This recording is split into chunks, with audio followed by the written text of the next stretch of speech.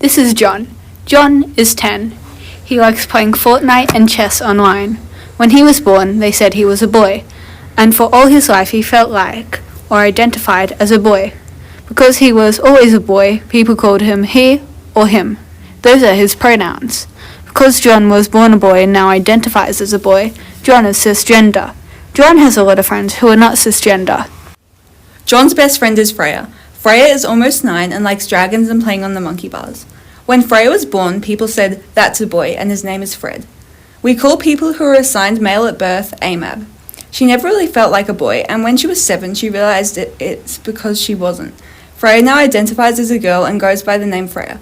Everyone she knows uses she/her pronouns to refer to her. Freya is transgender. Boy and girl are the two genders you may know, but you might not know there are more genders. Let's meet John's other friends who don't quite fit into boy or girl.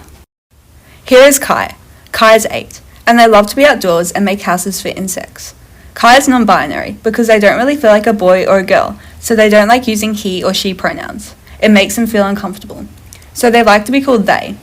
At first, it took time for the people around Kai to use they as their pronouns, but eventually everyone got used to it and it became second nature. Kai feels supported by the people around them because they use they to refer to them. Here is Jupiter. Jupiter likes music and Minecraft YouTube. Jupiter is gender fluid. This means some days they feel like a boy, some days they feel like a girl, some days they feel like neither.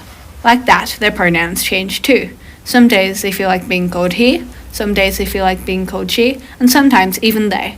If anyone is ever not sure, you can ask and Jupiter will tell you how they feel for that day. Otherwise, people can use they, them. Here is Charlie. Charlie was born a boy and enjoys playing all sports. As Charlie got older, he realized that he didn't mind what people called him. Charlie is okay with people using she, her, he, him, and they, them, as well as a few neo-pronouns. Neo-pronouns are pronouns that exist outside of he, she, and they. Neo-pronouns have been used for a long time in many different languages. The neo-pronouns Charlie uses are ze, them, and they, them. Charlie knows that a lot of people don't really understand neo-pronouns, but just because you don't understand something doesn't mean you shouldn't respect it. Charlie's cool with just their friends using their pronouns. After learning about all of his friends' gender identities, John has started to question his own. And that's completely normal. Most kids experiment with their pronouns at some point in their life. John knew he wasn't a girl, so he decided to use they/them pronouns to see if that's what he was most comfortable with. But he went back to using he/him pronouns as that is what made him feel the happiest. Finding your gender is a journey, and it can be very confusing at times. But just remember, wherever you are in it,